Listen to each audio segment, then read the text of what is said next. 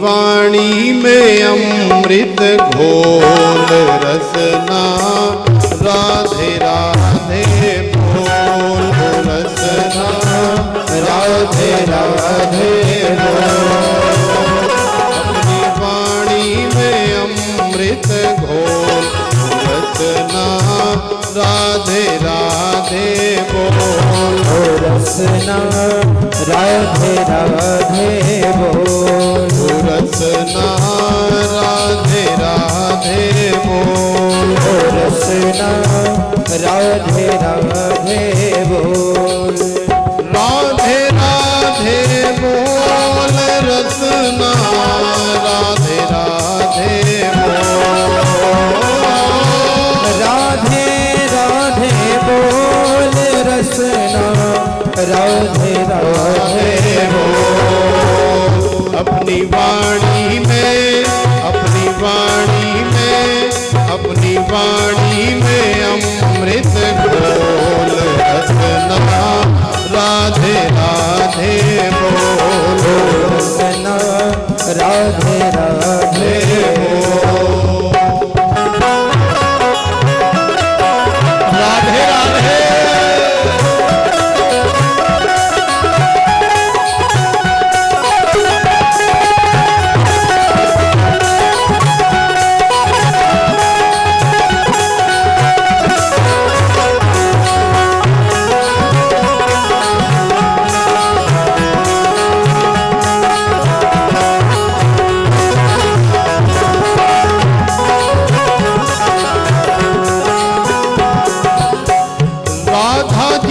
बरसाने वारी राधा जी वृषभानु दुलारी राधा जी बरसाने वाली राधा जी वृषभानु दुलारी राधा जी बरसाने वारी राधा जी वृषभानु दुलारी राधा जी बरसाने वाली राधा जी वृषभानु दुलारी राधे नाम राधे नाम राधे नाम जगत का मोर रसना राधे राधे बोल रसना राधे राधे बोल अपनी वाणी में अमृत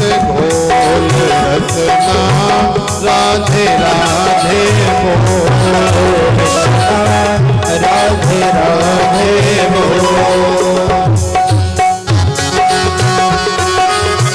राधे राधे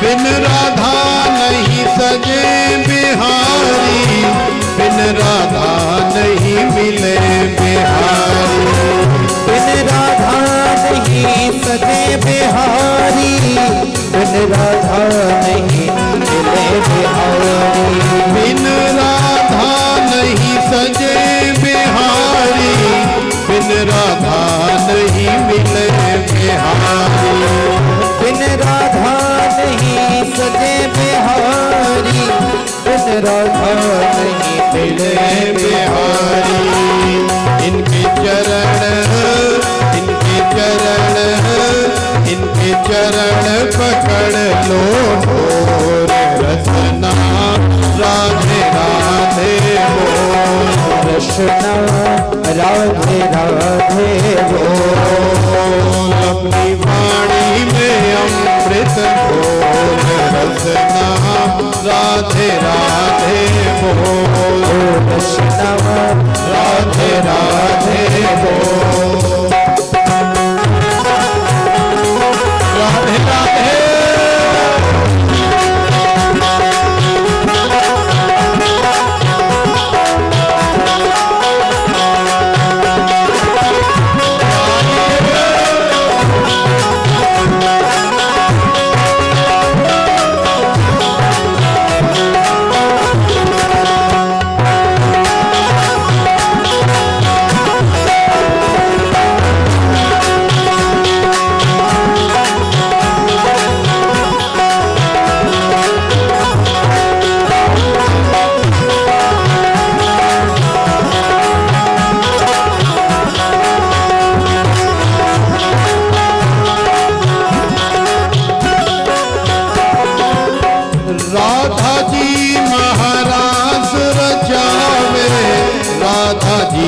नंदलाल नचावे। राधा जी महारास रचावे, राधा जी नंदलाल नचावे। राधा जी महाराज रचावे, राधा जी नंदलाल नचावे। राधा जी महारास रचावे, राधा जी नंदलाल नचावे। राधे नाम, राधे नाम, राधे नाम ही सबकी खोल। रसना राधे राधे बोल, रसना राधे राधे बोल। अपनी वाणी में अमृत घोल। रसना राधे राधे बोल, रसना राधे राधे बोल।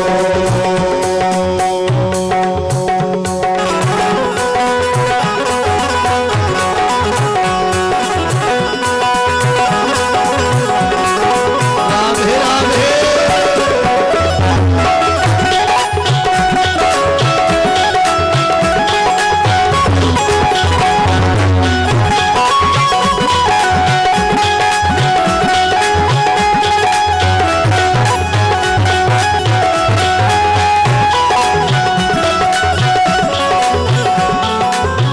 राधे राधे बोल रसना, राधे राधे बोल।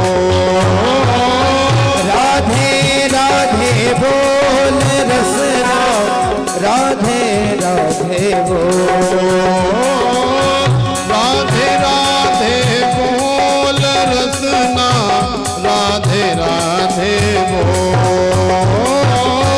राधे राधे बोल रसना, राधे राधे बोल। अपनी वाणी में, अपनी वाणी में, अपनी वाणी में अमृत घोल।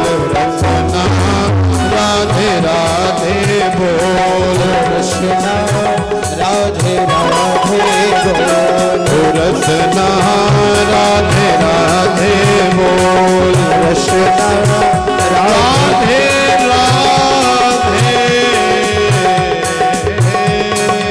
बोल। बोल बरसाने वाली की।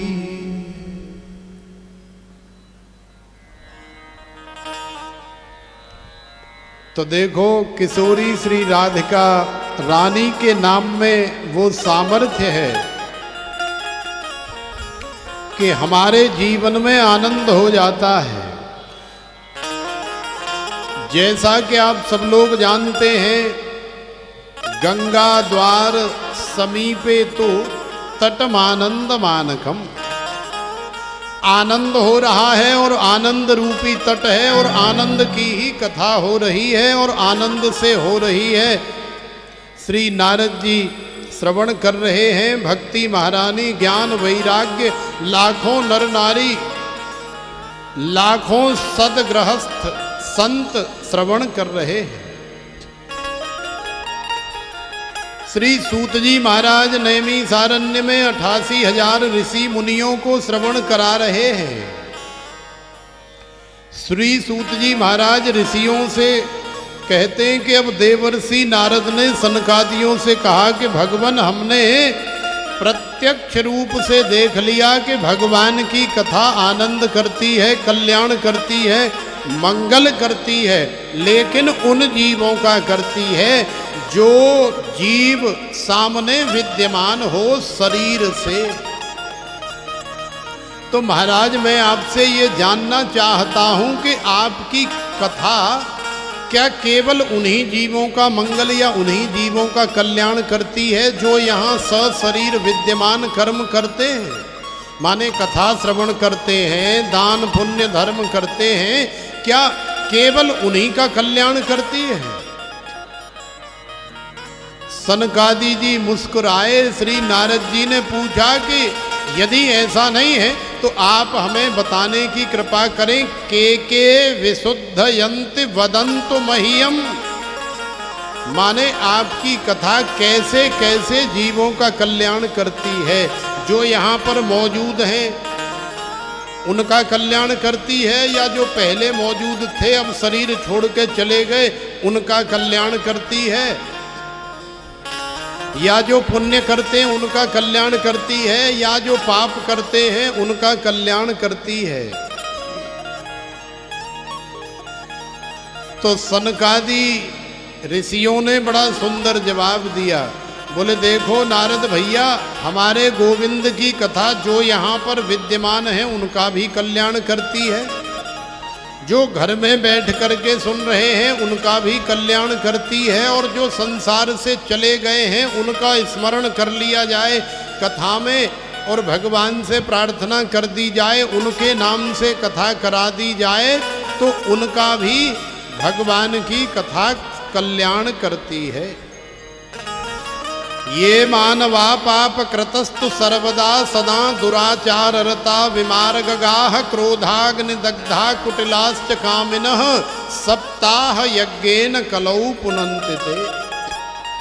जो मानव संपूर्ण जीवन जन्म से लेकर के मरण तक क्रोध रूपी अग्नि के अंदर हमेशा दग्ध रहा, जलता रहा, दूसरों का खून चूसता रहा, छल कपट दंभ पाखंड जिसने राग द्वेष ईर्ष्या अपने जीवन में अपनाया, साम दाम दंड भेद सब कुछ अपनाया, और इसी तरह से कुमार्ग पर चलते हुए उसकी मृत्यु हो गई, वो मर गया, तो भैया उसका कल्याण कैसे होगा? तो सनकादि जी कह रहे हैं कि हमारे गोविंद की कथा की ये महिमा है, कथा की ये सामर्थ्य है कि ऐसे दुराचारी, ऐसे निकृष्ट पापाचारी व्यभिचारी, ऐसा जो जीव है, ऐसा जो प्राणी है जिसने अपने जीवन में एक मिनट भी सत्कर्म नहीं किया, उसके नाम से भी यदि कथा करा दी जाए तो उसका भी कल्याण हो जाता है, उसे भी फिर से जन्म की प्राप्ति हो जाती है।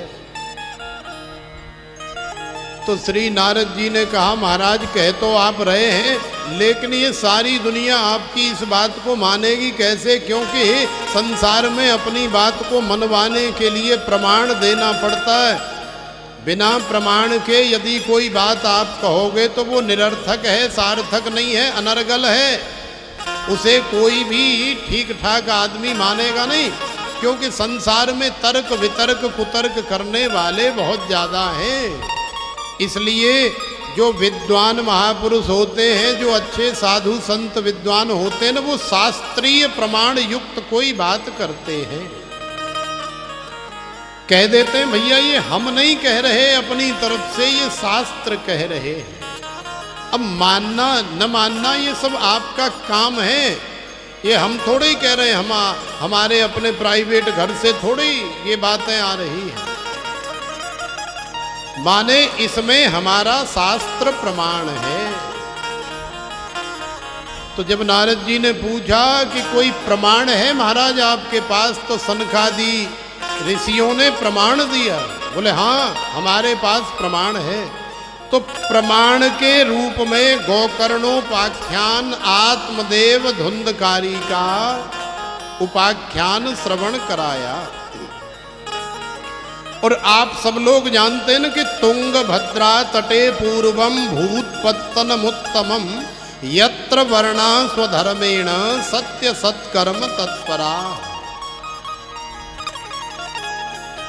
यस्य श्रवण मात्रेण पाप हानि प्रजायते आत्मदेवः पुरे तस्मिन् सर्ववेद विशारदः श्रौतसमारतेषु निष्णातो द्वितीय इव भास्करः।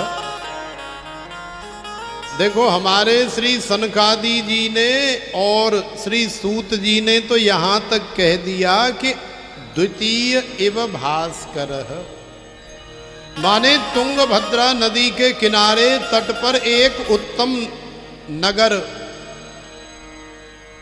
एक उत्तम नाम का नगर है, जिस उत्तम नगर में अनेकों संभ्रांत प्राणी रहते हैं, अनेकों नर नारी रहते हैं, बहुत सारी जातियों के लोग रहते हैं। उन्हीं में एक आत्मदेव नाम के ब्राह्मण रहते हैं। और आत्मदेव कोई साधारण नहीं है, वेदज्ञ हैं, शास्त्रज्ञ हैं।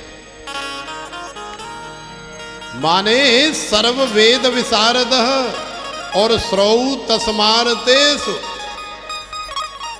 निष्णातो, श्रुति में, स्मृति में, वेद में, पुराण में, शास्त्र में, ज्ञान में, कर्म में, भक्ति में बड़े ही निष्णात हैं, विशारद हैं, विद्या के विशारद हैं। और महाराज कहाँ तक कहें, श्री सूत जी और सनकादियों ने तो यहाँ तक कह दिया कि द्वितीय इव भास्करः। यदि हम संसार में देखें तो जैसे आकाश मंडल में एक सूर्य प्रकाशित हो रहा है, सारे संसार को प्रकाश दे रहा है, इतना तेजस्वी है। यदि संसार में दूसरा सूर्य ढूंढने का प्रयास करें तो महाराज ज्ञानमय दृष्टि से, ज्ञान के मामले में, भक्ति विद्या के मामले में दूसरा सूर्य जो है आत्मदेव नाम का ब्राह्मण ही है। द्वितीय इव भास्करः। और आत्मदेव स्वभाव से भी बड़े सहज हैं, बड़े सरल हैं, बड़े नम्र हैं, बड़े विनम्र हैं। पूजा पाठ अनुष्ठान में बड़ी रुचि है। बड़े बड़े सेठ लोग आत्मदेव के यजमान हैं। आत्मदेव के अंदर इतना बल है कि किसी की कोई कामना है, किसी के बालक नहीं हो रहा है या किसी प्रकार का कोई दुख दर्द है, आत्मदेव ने कह दिया भैया इतना जब तब करा दो, ये पाठ करवा दो हमसे, हम अनुष्ठान करेंगे, आपकी मनोकामना पूरी हो जाएगी। तो निश्चित रूप से हो जाती है। ऐसा दिव्य है आत्मदेव ब्राह्मण। लेकिन पत्नी ठीक आत्मदेव के विपरीत है, बड़ी झगड़ालू है, बड़ी कर्कश वाणी वाली है। नाम है धुंधली। अब यथा नाम तथा गुण, जैसा नाम है वैसा ही तो हमारे अंदर गुण होगा। लेकिन फिर भी आत्मदेव जी चूंकि यदि एक हाथ से कोई ताली बजाने का प्रयास करे तो एक हाथ से ताली नहीं बजती है। वो यदि डांटती है, फटकारती है, लड़ाई झगड़ा करती है या किसी प्रकार का कोई ऐसा कुछ उपद्रव करती है तो आत्मदेव जी कुछ बोलते ही नहीं है, शांत होकर के इधर से सुनते हैं, उधर से निकाल देते हैं। क्योंकि जानते हैं एक हाथ से कभी ताली नहीं बजती। यदि ये हमसे कुछ कह रही है और हम भी इधर से प्रत्युत्तर देंगे तो लड़ाई झगड़ा होगा, ये हमारा सिर फाड़ेगी, हम इसके मूड को फाड़ेंगे।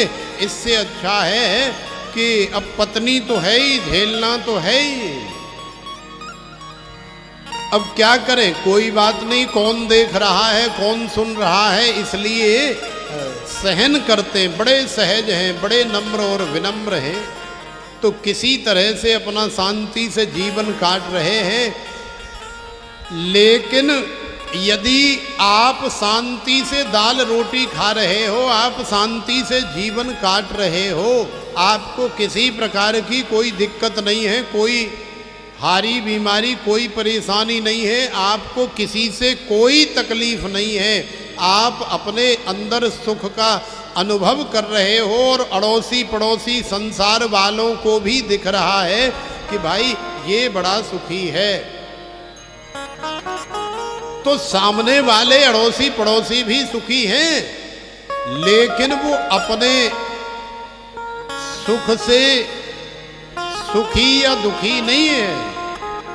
जब वो सामने वाले को देखते हैं कि ये बहुत सुखी है, इसकी दाल रोटी बहुत अच्छी चल रही है, तो वो तुम्हारे सुख को देख करके दुखी हो जाते हैं। वो अपने दुख से दुखी नहीं है, वो तुम्हारे सुख से दुखी है। यदि तुम दुखी हो जाओ तो उसमें वो अपना सुख मानते हैं। तो ये केवल मन की ही तो कल्पना है। मन से मान लिया, मान ले किसी की टांग टूट गई, आंख फूट गई, सिर फट गया, कोई मर गया, कोई हानि हो गई, तो हमने अपने मन से मान लिया कि वाह वाह वाह बहुत अच्छा हुआ, अरे मर गया, अरे टांग टूट गई, बहुत बढ़िया हुआ। मैं तो सोच रहा था दोनों टूट जाती तो बढ़िया रहती। तो हम सुखी हो गए कहां से? केवल मन से। हमारे पास कोई बोरी भर के नोट थोड़े ही आ गए, मर्सिडीज गाड़ी थोड़ी आ गई, बंगला थोड़ी बन गया, कुछ नहीं हुआ। केवल मन से मान लिया हम सुखी हो गए, अगले का नुकसान हो गया, हम सुखी हो गए। लेकिन अगला कोई ठीक से दाल रोटी खा रहा हो तो हम मान लेते मन से, अपने आप को दुखी कर लेते हैं। ये संसार की ऐसी ही आदत है।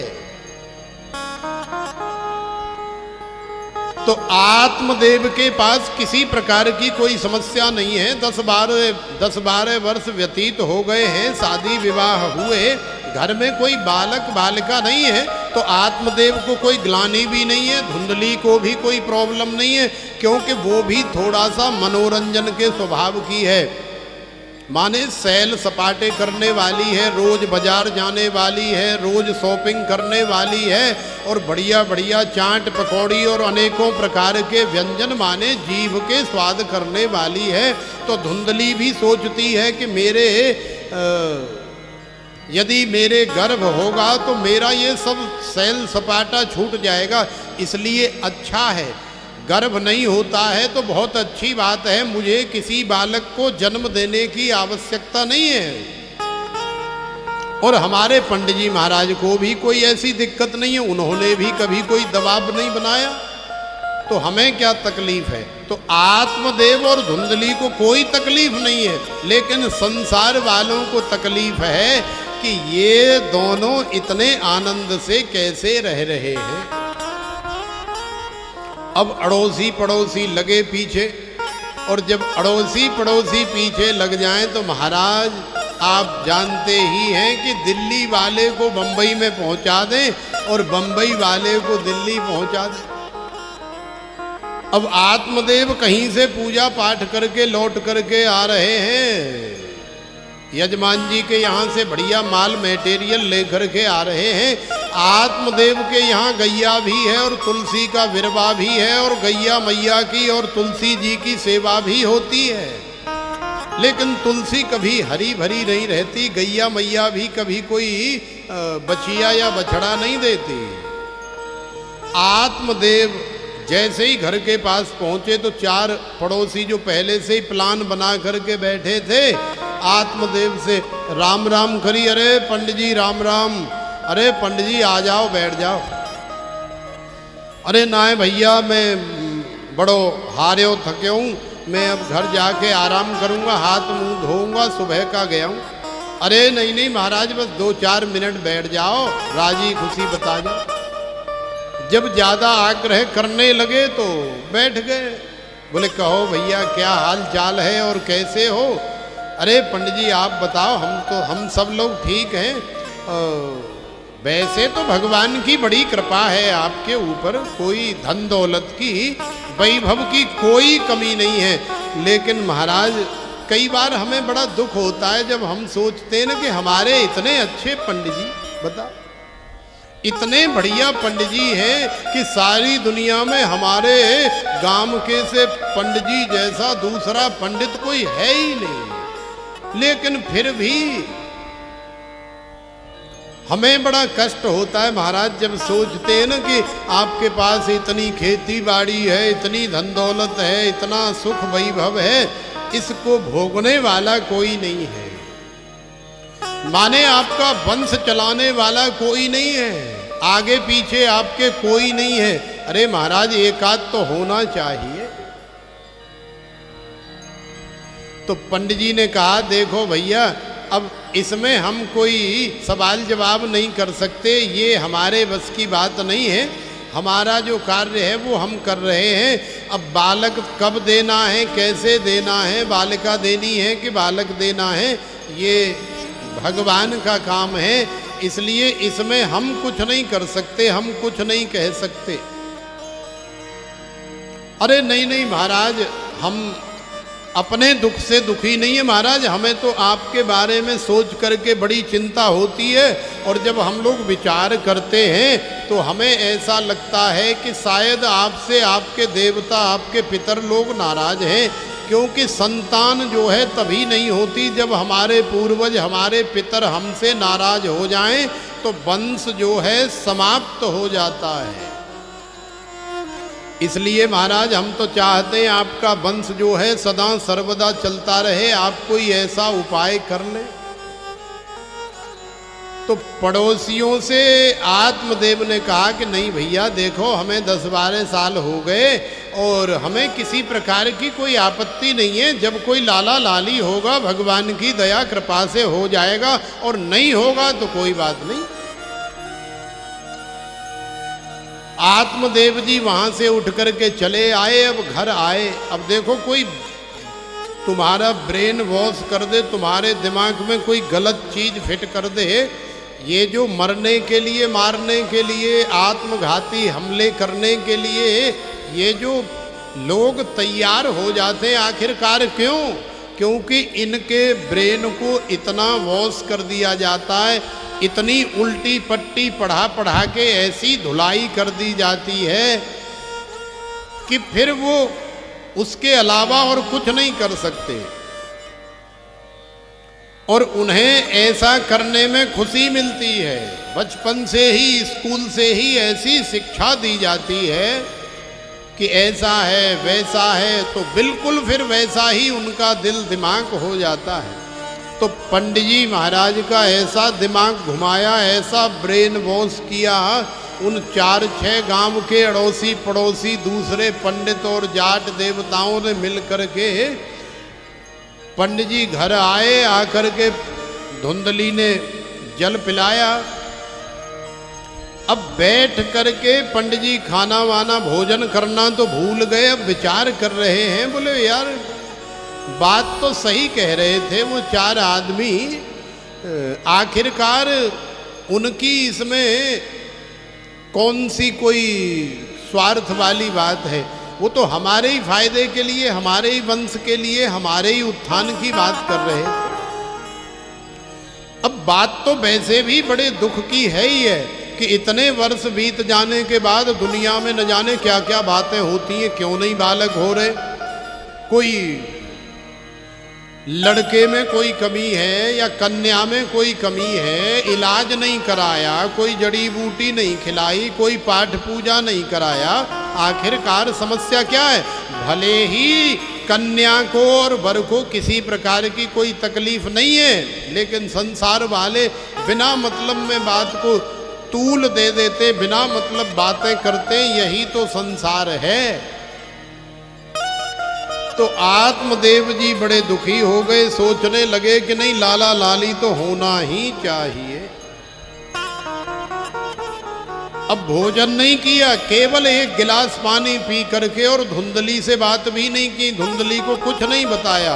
और इतने दुखी हो गए, इतनी दुखी हो गए कि उन्हें लगा कि ऐसे तो बात बनने वाली नहीं है, मुझे जंगल में जाना चाहिए और जंगल में जाकर के किसी संत महापुरुष का आशीर्वाद लेना चाहिए, क्योंकि मैं अच्छी तरह से जानता हूँ कि यदि कोई वस्तु, कोई पदार्थ, कोई बालक या कोई चीज किसी के भाग्य में विधाता ने नहीं लिखी है, तो भी यदि कोई संत महापुरुष आशीर्वाद दे दे तो संभव है, हो सकता है और हुआ है। ऐसे बहुत सारे दृष्टांत हैं कि एक बार श्री नारद जी इस मृत्यु लोक में आए तो भगवान के 2 भक्त हैं, पति पत्नी, उनके यहाँ भी कोई संतान नहीं है। श्री नारद जी भिक्षा करके भोजन करते हैं, तो आज इस घर से ले ली, कल उस घर से ले ली, परसों उस घर से ले ली, इसी तरह से अपना मृत्यु लोक का आनंद ले रहे हैं। लेकिन एक दिन उन दंपति के यहाँ पहुँच गए जिनका विवाह तो 20 वर्ष पहले हो चुका है, लेकिन घर में अभी तक कोई संतान नहीं है। श्री नारद जी ने भिक्षा की याचना की तो घर की जो वधूटी है, जो बहू है, उसने ला करके श्री नारद जी को जितनी रोटी मांगी उतनी ही रोटी दे दी। श्री नारद जी जब जाने लगे तो उस वधूटी ने देखा कि संत तो बहुत अच्छे हैं, बड़े अच्छे महापुरुष हैं, क्योंकि अच्छे महापुरुषों का, अच्छे संतों का दर्शन से ही पता लग जाता है कि कैसे हैं। तो हाथ जोड़ के प्रार्थना करी, बोले महाराज 1 मिनट हमारी बात सुनियो, आपसे कुछ कहना है। बोले महाराज ऐसी बात है, आप जरा देखो ना, हमारा कोई पत्रा खोल करके देखो, कोई ध्यान लगा करके देखो, आप तो त्रिकालज्ञ हैं, आप तो महापुरुष हैं, साधु संत हैं, भगवान के बड़े करीबी हैं, आप देखो न 20 वर्ष हो गए हमें विवाह हुए और भगवान की सेवा में किसी प्रकार की भजन बंदगी में या साधु सेवा, ब्राह्मण सेवा, अतिथि सेवा, गौ सेवा, तुलसी सेवा में किसी प्रकार का कोई कंजूसी नहीं, कोई कमी नहीं करते, लेकिन उसके बावजूद भी घर में कोई लाला लाली नहीं है। आखिरकार हमारे साथ ऐसा क्यों हो रहा है, तो देख करके हमें बताओ। तो श्री नारद जी ने कहा कि ठीक है, कोई नहीं, हम देख करके बताएंगे। उसने ये भी कहा कि महाराज हमें आशीर्वाद दे करके जाओ कि हमारे यहाँ कोई संतान हो जाए। तो श्री नारद जी ने कहा कि ऐसे कैसे आशीर्वाद दे दें। श्री नारद जी अपने पिता श्री ब्रह्मा जी के पास गए, भगवान के पास गए, वहाँ जा कर के उस व्यक्ति के बही खाते खुलवाए और बही खाते खुलवा करके फिर श्री नारद जी ने दिखवाया तो उसके बही खाते में लिखा था कि इस अमुक व्यक्ति के 7 जन्म तक संतान का किसी प्रकार का योग नहीं है। श्री नारद जी ने आकर के बता दिया, बोले भैया हम आशीर्वाद नहीं दे सकते, और हम आशीर्वाद भी दे जाएं तो फेल हो जाएगा, क्योंकि विधाता के लेख में साफ साफ लिखा है कि 7 जन्म तक तुम्हारे यहाँ संतान का कोई योग नहीं है। नारद जी चले गए। अब कुछ दिन बाद कोई ऐसे ही लक्कड़ फक्कड़ जंगल में रहने वाले, केवल लंगोटी लगाने वाले, जरा सा अचला बांधने वाले संत आए, भगवान भोलेनाथ की विभूति रमाए हुए। अलग निरंजन भिक्षाम देहि, निकल करके बाहर आई और महाराज प्रणाम करती हूँ। बाबा जी ने कहा बेटा भूख लगी है, हमें रोटी लेकर के आओ। महाराज कितनी? बोले तेरी जितनी श्रद्धा। तो दैव योग से 7 रोटियां वो टोकरी से उठा करके ले आई कि भाई भूखे संत हैं, और भूखे संत हो या भूखा कोई आदमी हो तो 6-7 रोटी तो उड़ा ही देता है, कोई बड़ी बात नहीं। तो 7 रोटी हाथ में आई, लेकर के आई, रोटी झोली में डाली।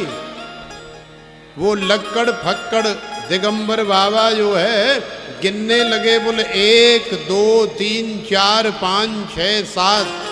बोले बेटा कोई तकलीफ तो नहीं है? बोले नहीं महाराज कोई तकलीफ नहीं है, बस एक ही तकलीफ है। बोले क्या? अरे कुछ नहीं, बस आपका आशीर्वाद चाहिए। बोले क्या आशीर्वाद चाहिए? बोले महाराज 20 वर्ष हो गए घर में कोई लाला लाली ना है। बोले बस इतनी बड़ी बात, इतनी छोटी सी बात? बोले हाँ महाराज। बोले कितनी रोटी है? बोले 7 रोटी है महाराज। बोले तो ठीक है, फिर 7 मिल गए, अब जाओ आनंद करो, अगले साल हम आएंगे। अगले साल आए तो 1 लाला हो गया, दूसरे साल आए तो 2 हो गए, तीसरे साल इसी प्रकार से उस घर में 7 बालक हो गए। अब 7 बालक हो गए तो घर में खूब किलकारियां गूंजने लगी, खूब चहल पहल हो गई। पहले तो बड़ी शांति थी, क्योंकि दोनों पति पत्नी रहते थे। लेकिन अब 7 बालक हो गए और 2 वो हो गए तो 9 हो गए एक छोटे से घर में। अब तो खूब हल्ला गुल्ला हो रहा है, बालक बड़े हो गए, खेल रहे हैं, कूद रहे हैं, आपस में लड़ भी रहे हैं, प्रेम भी कर रहे हैं, खूब हल्ला गुल्ला हो रहा है। एक दिन अचानक नारद जी का वहाँ से निकलना हुआ तो श्री नारद जी ने देखा कि भाई इस घर में तो कोई नहीं था और 7 जन्म तक संतान नहीं थी, यहाँ तो बड़ा हल्ला गुल्ला हो रहा है, बड़े बालक खेल रहे हैं। हो सकता है कि इसके घर में नातेदार रिश्तेदार आए हों, कुछ अतिथि आए हों, उनके बालक हों। लेकिन फिर भी मन में यदि शंका हुई है तो शंका का समाधान कर लेना चाहिए। क्यों? क्योंकि अज्ञश्च श्रद्धधानश्च संशयात्मा विनश्यति।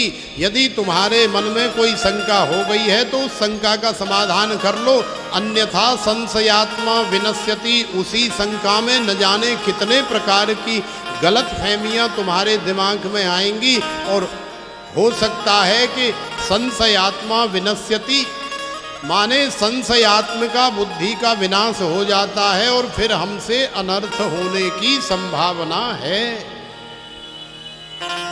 इसलिए नारद जी ने कहा कि जा करके पूछ लेते हैं। तो श्री नारद जी पूछने के लिए गए।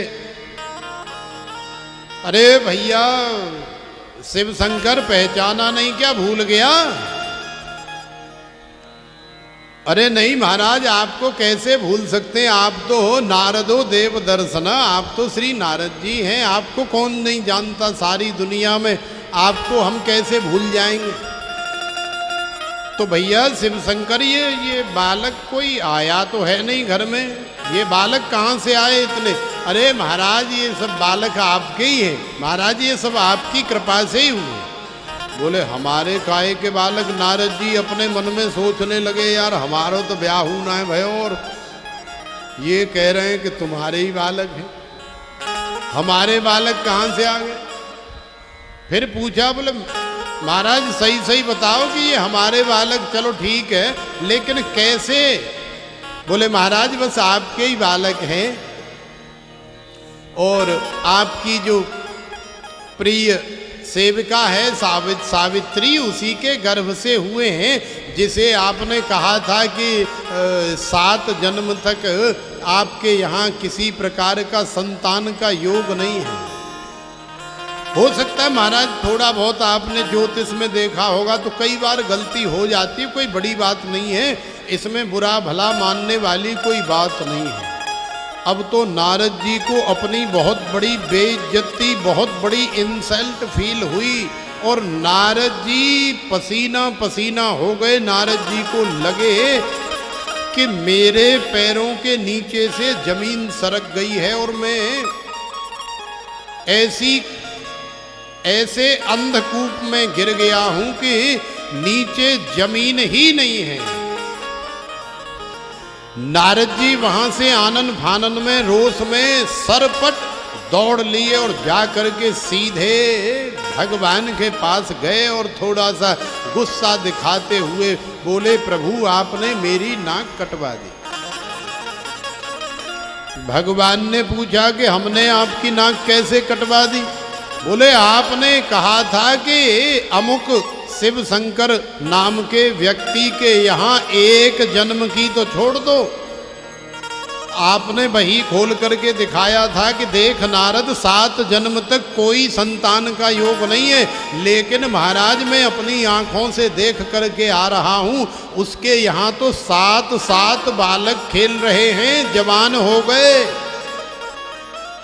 इसका मतलब आप हमसे झूठ बोलते हैं, दुनिया से झूठ बोलते हैं, आपका जो बही खाता है वो सब झूठा है। तो भगवान ने कहा कि लाओ भैया बही खाता दिखाओ नारद जी को। तो बही खाता दिखाया गया तो वहाँ तो वही लिखा है कि अमुक शिव शंकर नाम के व्यक्ति के 7 जन्म तक संतान का कोई योग नहीं है। तो ये सब संभव कैसे हो गया? श्री नारद जी ने कहा कि जब 7 जन्म तक संतान का योग नहीं है तो कैसे संभव हो सकता है? विधाता ने नहीं लिखा। तो भगवान ने कहा कि अरे नारद आप यही तो नहीं जानते कि साधु मेरा हृदय है और मैं साधुओं का हृदय हूं। मैं संतन को दास, संत मेरे मुकुट मणि। माने यदि किसी के भाग्य में कुछ नहीं है और संत आशीर्वाद दे दें, संत कुछ कह दें, तो उसे तो मैं स्वयं भगवान भी नहीं रोक सकता। विधाता ब्रह्मा जी तो बड़ी छोटी सी चीज है भगवान के आगे। मैं भी संतों के आशीर्वाद को और संतों के श्राप को टालने में सक्षम नहीं हूं। और तुमने संशय किया, तुम भी संत थे। निश्चित रूप से यदि तुम आशीर्वाद दे आते तो तुम्हारा भी आशीर्वाद फलित होता और तुम्हारे आशीर्वाद से भी उसके यहाँ संतान होती। तो देखो, संतों के पास जो भगवान की कृपा होती है, जो आशीर्वाद होता है, उससे हमारे जीवन में बहुत कुछ बदल जाता है। तो आत्मदेव वेदज्ञ हैं, शास्त्रज्ञ हैं, पुराणाचार्य हैं, सब कुछ जानते हैं, श्रुति स्मृति सब पढ़े हुए हैं।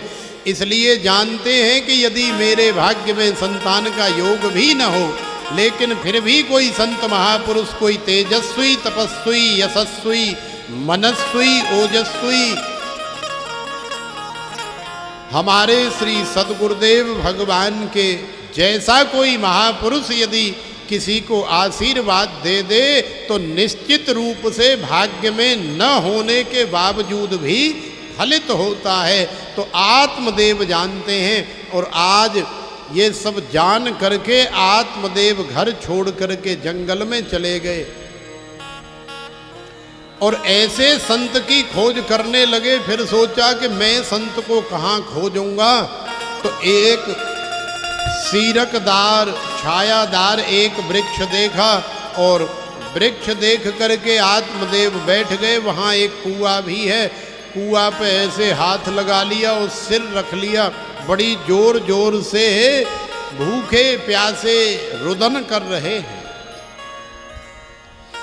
अब भगवान की प्रेरणा से थोड़ी देर बाद वहां से एक संत गुजरे। रास्ता था जंगल में। संत ने देखा कि देखने में तो बड़ा तेजस्वी, तपस्वी, यशस्वी, मनस्वी, ओजस्वी ब्राह्मण लग रहा है, जनेऊधारी है, तिलक त्रिपुंड इत्यादि भी लगा रहा है, ज्ञानी भी है। लेकिन इतना ज्ञानी होने के बावजूद भी मतलब ऐसे रुदन कर रहा है, आखिरकार क्यों? भैया जा कर के पूछें तो सही क्या बात है, कैसे रो रहा है। तो संत आत्मदेव के पास गए और जाकर के पूछा, अरे भैया देखने में तो आप ब्राह्मण लग रहे हो, कथम रोदिस विप्रत्वम काते चिंता बलीयसी वदत्वम सत्वरम मह्यम स्वस्य दुखस्य कारणम। अरे आप मुझे बताओ भाई, आपके दुख का क्या कारण है, आप क्यों रो रहे हो, क्या तकलीफ है? तो आत्मदेव ज्ञानी तो है ही, वदत्वम सत्वरम मह्यम स्वस्य दुखस्य कारणम, बताओ काते चिंता बलीयसी, कौन सी चिंता तुम्हें सता रही है, क्या दुख दर्द है? तो आत्मदेव रुदन करते हुए कह रहे हैं कि किम ब्रवीमि ऋषे दुखम पूर्व पापेन संचितम मदीयाः पूर्वजास्तोयम कवोषण मुपभुंजते। अरे संत महापुरुषों, अरे साधो, हे गुरुदेव, मैं आपको क्या बताऊं? मैं अच्छी तरह से जानता हूं कि मेरे ही पूर्व जन्मों के कुछ ऐसे कर्म हो गए हैं जिनके कारण 7 जन्म तक जो है मेरे भाग्य में संतान का योग नहीं है। लेकिन फिर भी मैं संसार को देख करके और संतान की कामना करते हुए इस जंगल में आप जैसे किसी महापुरुष का आशीर्वाद लेने के लिए चला आया हूँ। ये मेरी मूर्खता है, मैं जानता हूँ। ये मेरा अज्ञान है, ये मेरी अविद्या है, मैं जानता हूँ। और यही उन संत महापुरुषों ने बताया कि बिल्कुल ठीक कह रहे हो।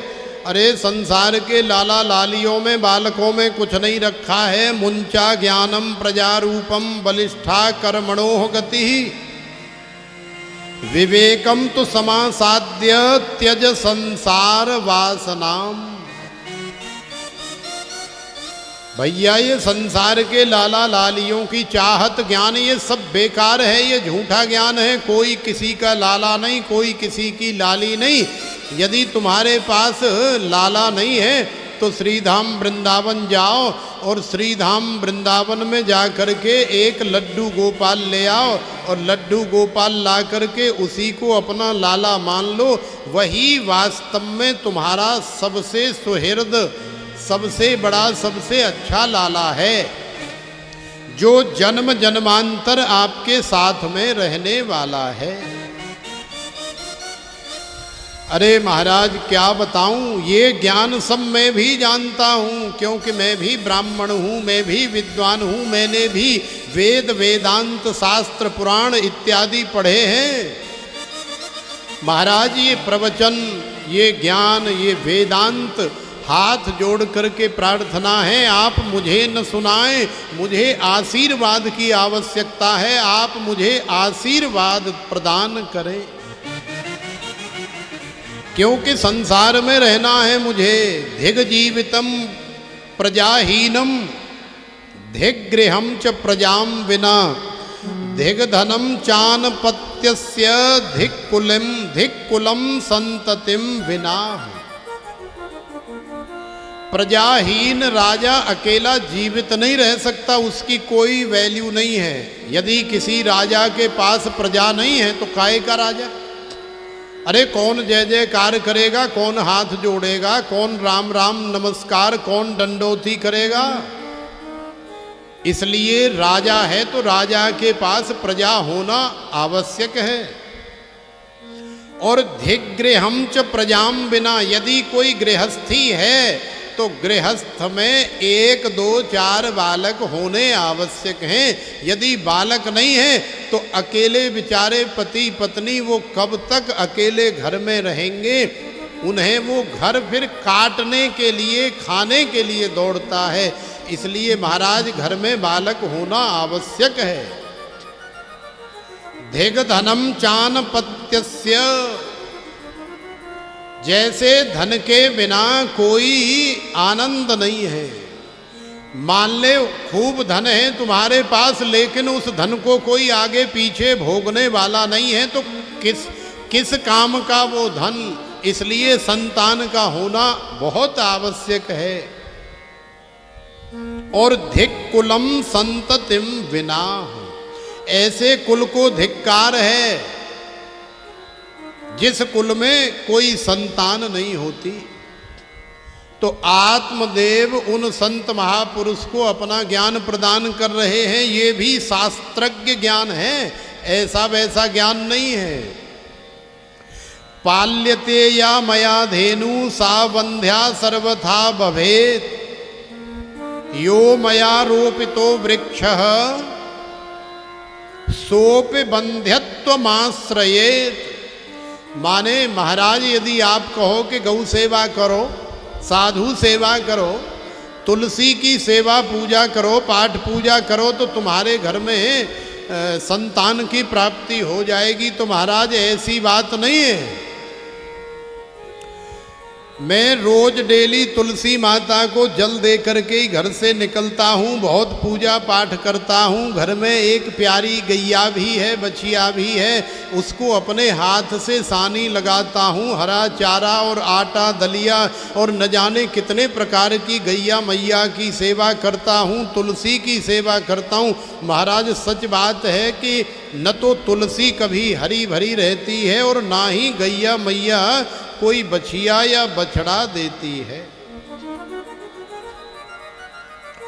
अब महाराज आपसे एक ही प्रार्थना है हाथ जोड़ करके कि आप मुझे ज्ञान न दें, आप मुझे प्रवचन न सुनाएं, आप मुझे आशीर्वाद प्रदान करें।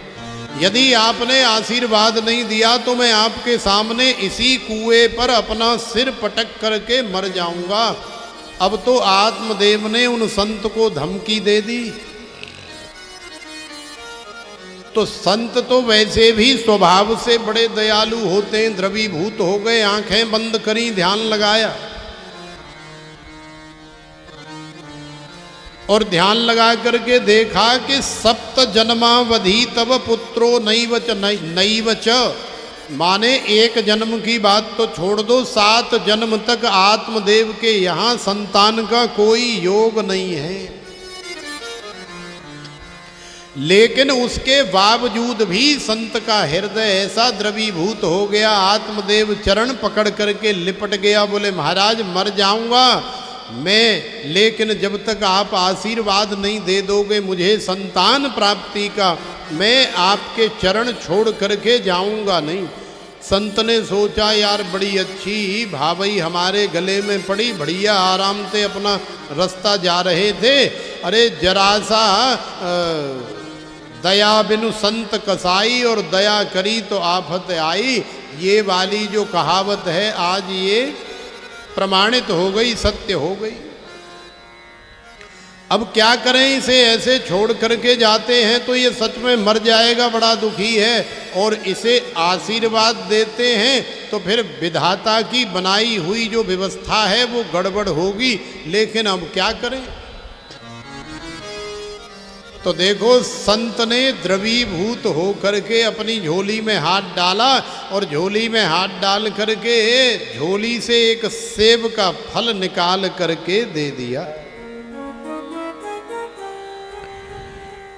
तस्या गृहं समालोक्य फलम एकम स दत्तवान इदं भक्षय पत्न्या त्वं ततः पुत्रो भविष्यति।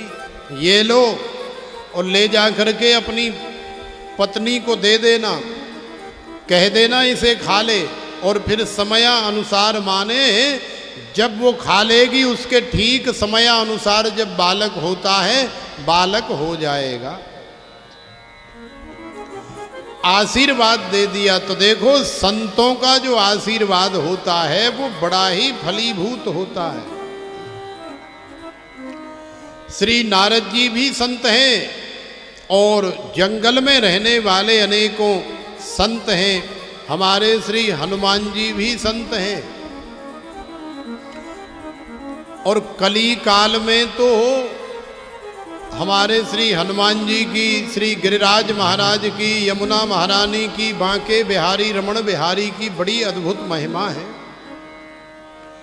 तो भले ही हमारे राम जी सोने के हैं, लेकिन हमारे हनुमान जी भी एकदम चांदी की तरह सफ़ेद हैं।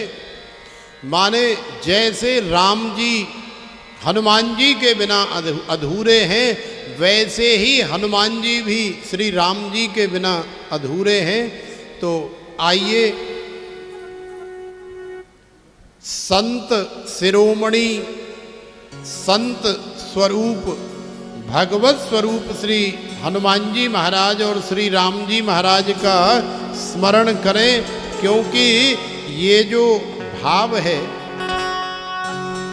इस भाव के लिए किसी भक्त ने कहा कि महाराज जी ये वाला भजन जो है आप हमें सुनाना तो बड़ा आनंद आएगा। तो अच्छी बात है, आपके आनंद के साथ हमें भी बड़ा आनंद आ रहा है और सुनाते हुए भी आएगा। तो आइए सोने के श्री राम, चांदी के मेरे बालाजी।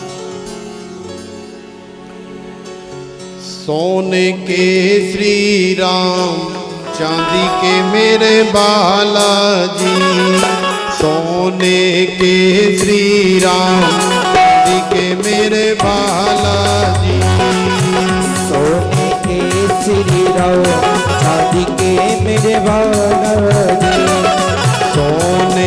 श्री राम चांदी के मेरे बालाजी। सोने के श्री राम चांदी के मेरे बालाजी। चांदी के मेरे बालाजी, चांदी के मेरे बालाजी। चांदी के मेरे बालाजी, चांदी के मेरे बालाजी। चांदी के मेरे बालाजी, चांदी के मेरे बालाजी। चांदी के मेरे बालाजी, चांदी के मेरे बालाजी। सोने के श्री राम चांदी के मेरे बालाजी। सोने के श्री राम चांदी के मेरे बालाजी।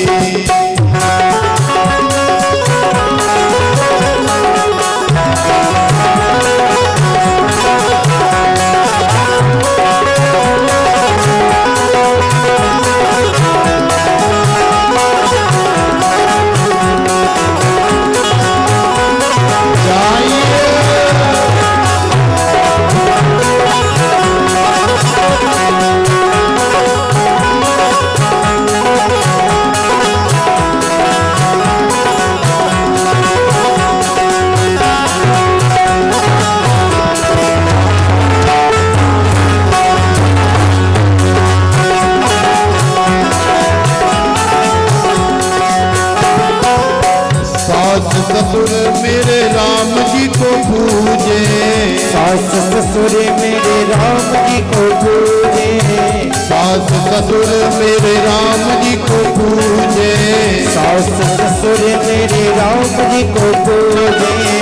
मैं पूजू हनुमान चांदी के मेरे बालाजी। मैं पूजू हनुमान चांदी के मेरे बालाजी। सोने के श्री राम चांदी के मेरे बालाजी। सोने के श्री राम चांदी के मेरे बालाजी।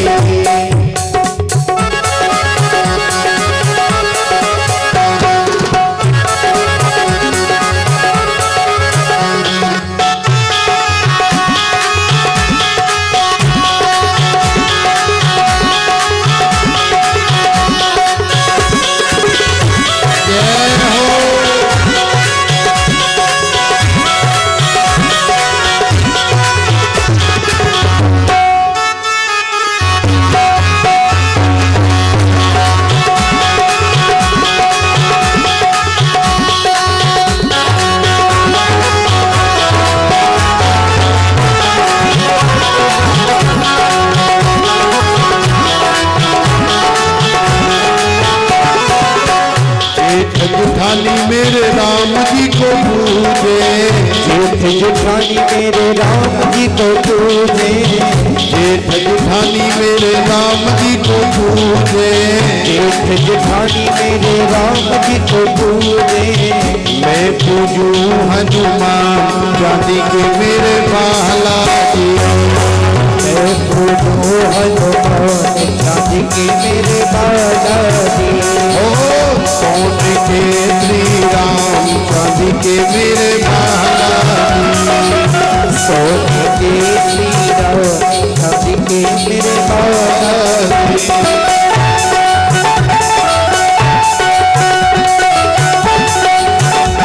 राजा रामचंद्र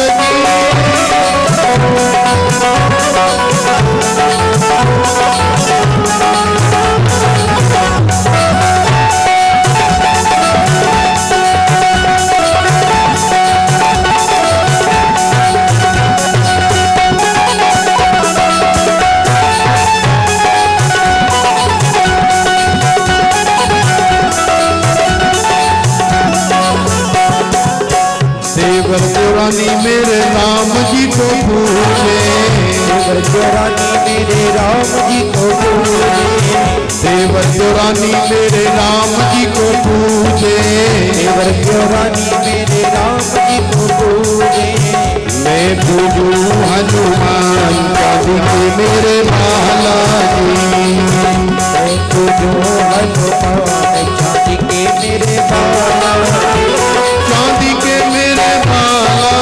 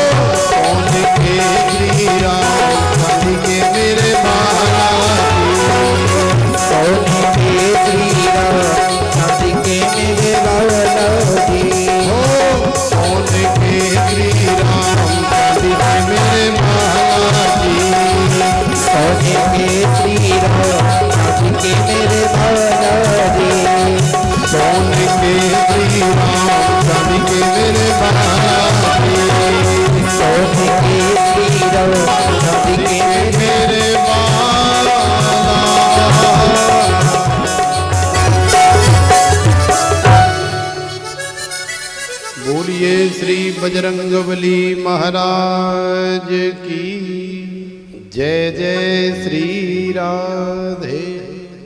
तो देखो, कथा के माध्यम से हमने भगवान श्री राम को भी याद किया और श्री हनुमान जी महाराज को भी याद किया और श्री कृष्ण भगवान को तो याद कर ही रहे हैं और साथ में श्री किशोरी राधिका रानी को भी याद करते ही हैं।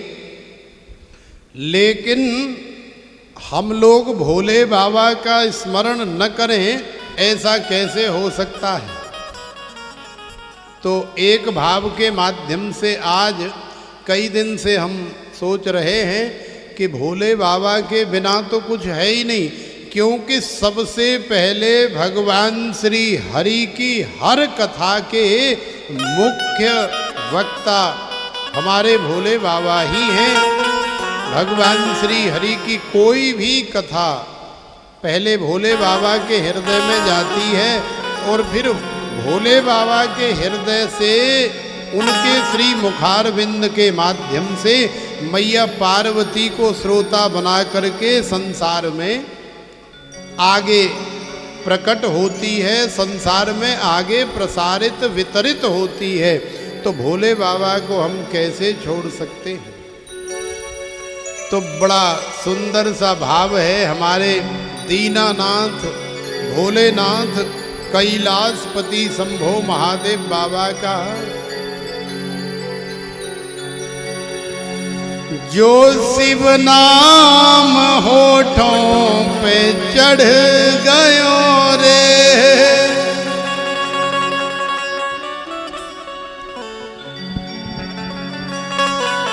जो शिव नाम होठों पे चढ़ गयो रे,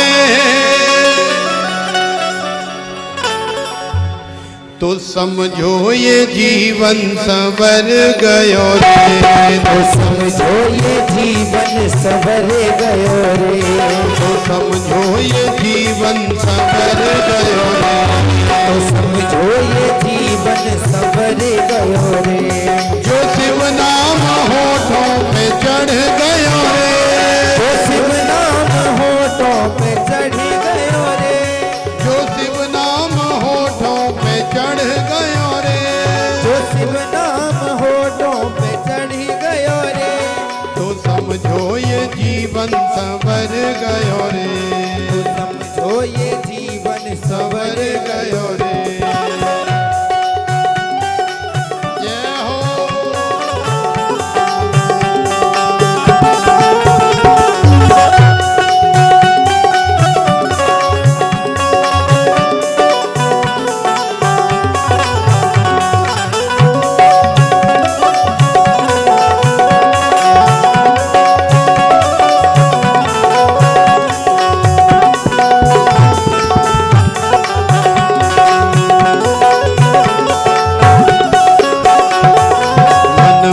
बसा ले तू शिव का शिवाला। मन में बसा ले तू शिव का शिवाला। मन में बसा ले तू शिव का शिवाला। मन में बसा ले तू शिव का शिवाला। साथ चलेगा तेरे डमरू वाला। साथ चलेगा तेरे डमरू वाला। साथ चलेगा तेरे डमरू वाला। साथ चलेगा तेरे डमरू वाला। जो मन शिव की भक्ति में रम गयो रे। जो मन शिव की भक्ति में रमे गयो रे। जो मन शिव की भक्ति में रम गयो रे। जो मन शिव की भक्ति में रमे गयो रे। तो समझो ये जीवन संवर गयो रे। तो समझो ये जीवन संवर गयो रे।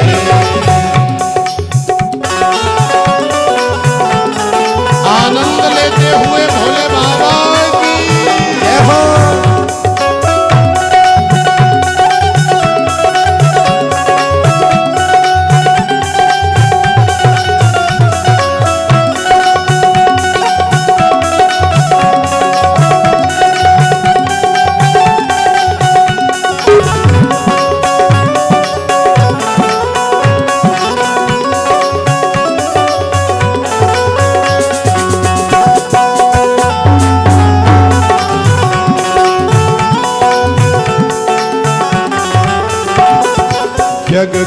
ये माया बड़ी उलझावे, जग की ये माया बड़ी उलझावे, जग की ये माया बड़ी उलझावे, जग की ये माया बड़ी उलझावे।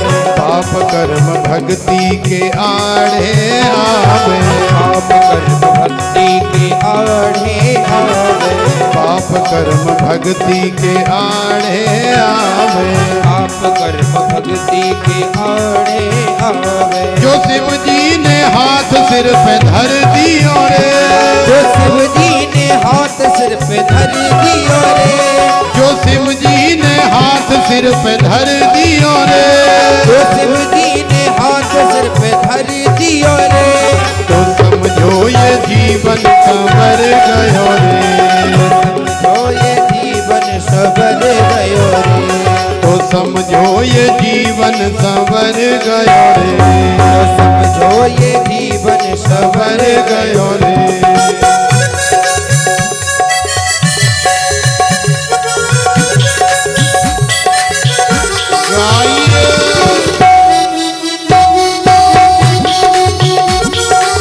राधे राधे।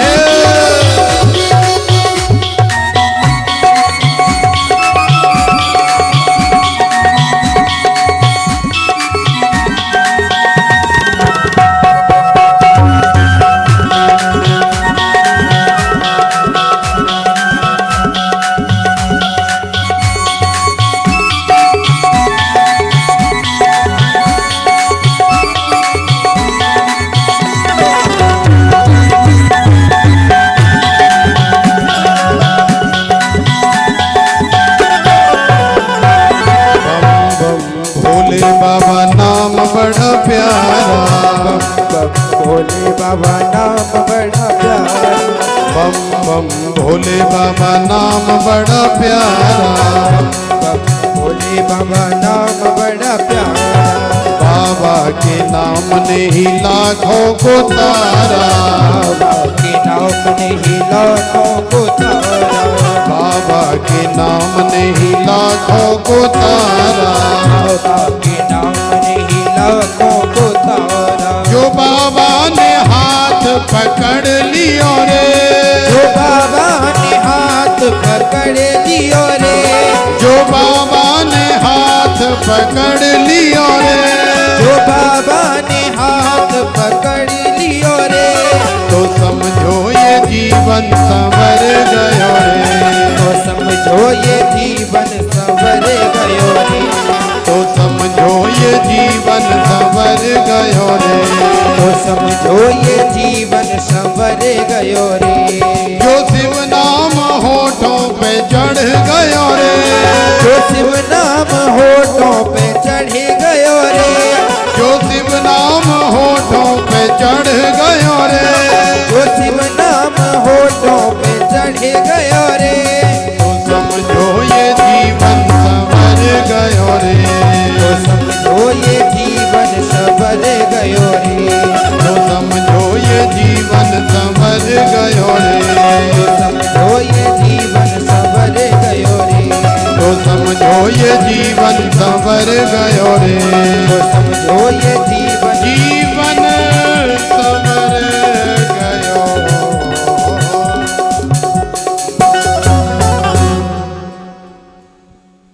बोलिए श्री शिव शंकर भगवान की जय। श्री रमण बिहारी लाल की जय। जय श्री राधे।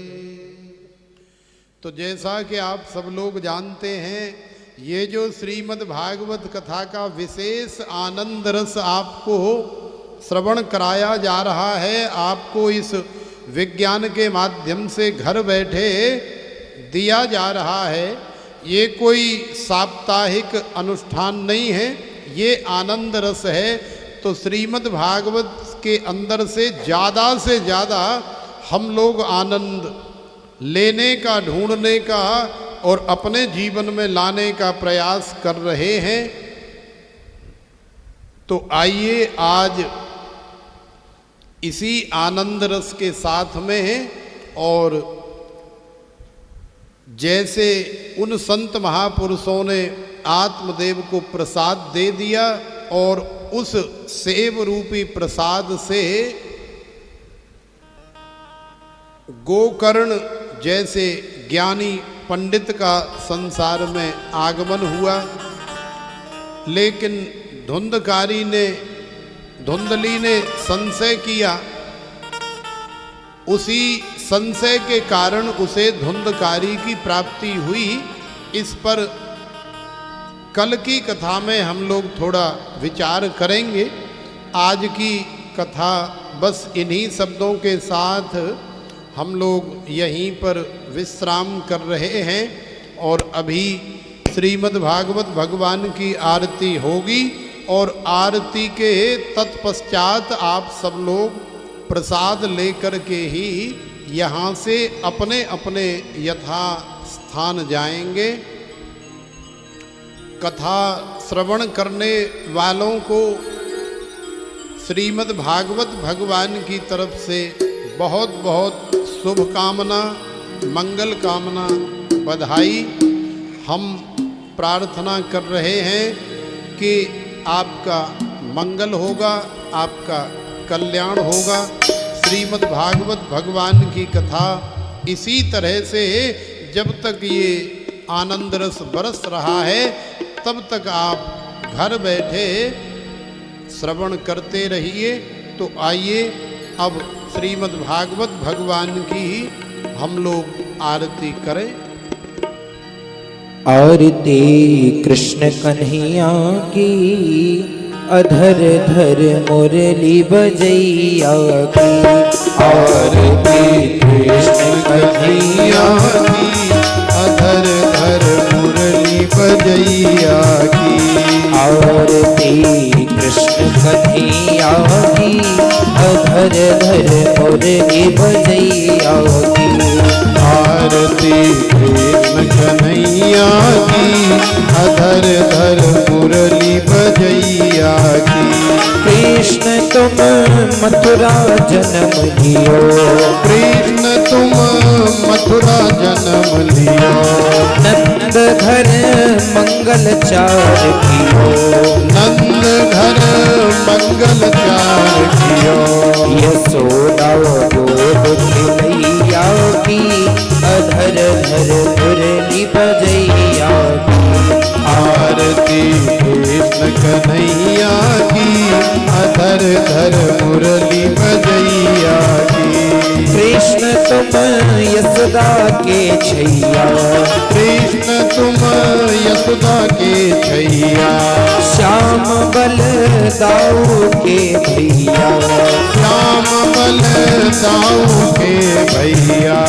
के बन बन देव चढ़ैया की, अधर धर मुरली बजैया की। आरती कृष्ण कन्हैया की, अधर धर मुरली बजैया की। कृष्ण तुम अर्जुन के प्यारे, कृष्ण तुम अर्जुन के प्यारे। श्याम हो भगतन रखवारे, श्याम हो भगतन रखवारे। हे जमुना तट दास बजैया की, अधर धर मुरली बजैया की। आरती कृष्ण कन्हैया की, अधर धर मुरली बजैया की। आरती गाते कृष्णानंद, आरती गाते कृष्णानंद।